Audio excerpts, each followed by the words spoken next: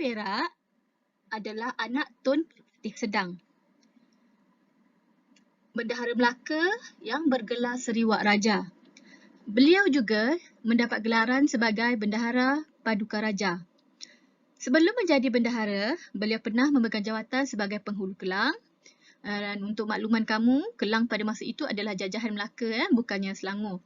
Dan beliau juga pernah menjadi penghulu Bendahari Melaka. Penghulu Bendahari Melaka ni kalau zaman sekarang, dia jawatan dia macam Menteri Kewangan.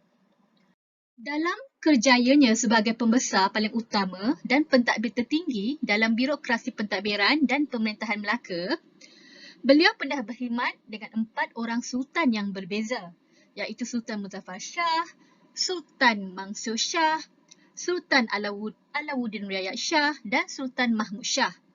Beliau juga merupakan tokoh paling lama menyandang jawatan bendahara dan berkhidmat dengan Kesultanan Melaka. Kehidupan Tun Perak setengah abad yang berkhidmat di bawah 4 orang sultan ini berjaya membina Empayar Melaka.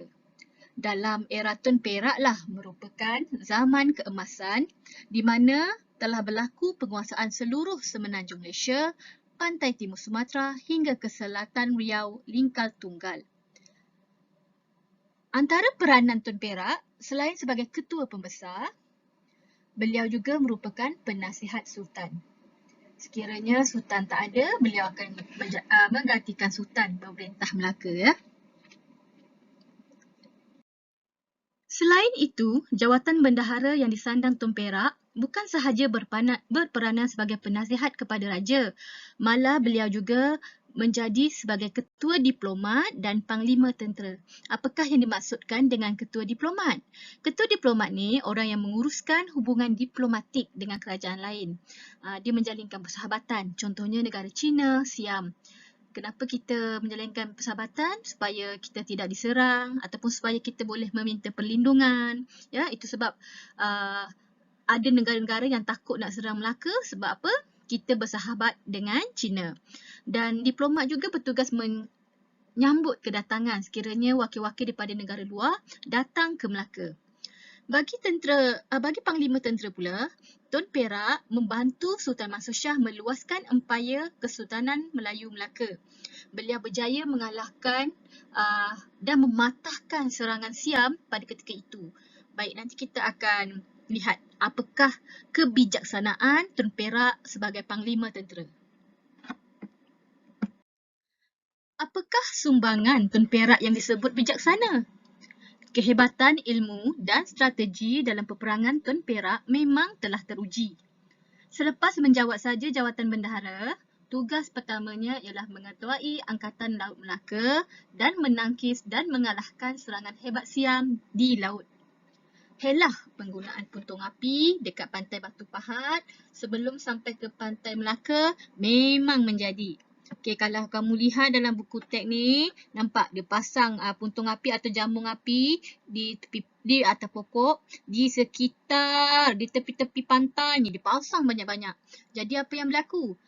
Tentera Siam ni, dia datang pada waktu malam. Mungkin strategi Siam lah, kalau malam mungkin tentera Melaka tak ramai ataupun dah ngantuk kan.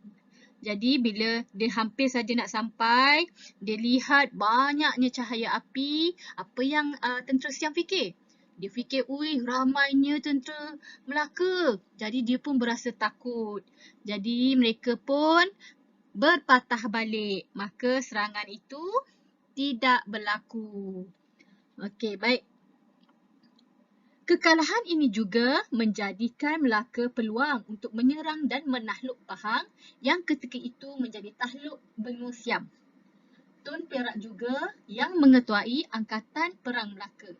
Kedua-dua kemenangan ini menyebabkan Melaka mengubah strategi hubungan diplomatiknya dengan Siam. Dia berkawan, dia bersahabat. Dia nak bersahabat dengan Siam.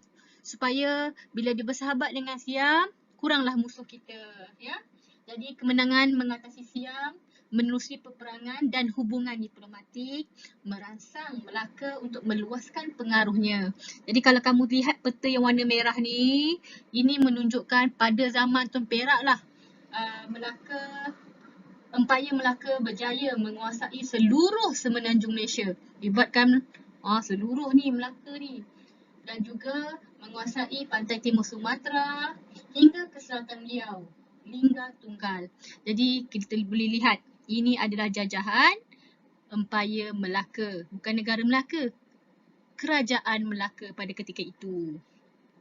Okey, antara sumbangan lainnya, Tun Perak merupakan seorang pembesar yang berpegang teguh kepada ajaran Islam. Tun Perak menggalakkan kedatangan ulama ke Melaka dan menasihati Sultan. Tun Perak juga menasihati Sultan supaya memerintah kerajaan mengikut ajaran Islam. Jadi banyak sumbangan Tun Perak ni kepada Empayar Melaka. Okey, baik. Itu saja tajuk pada kali ini.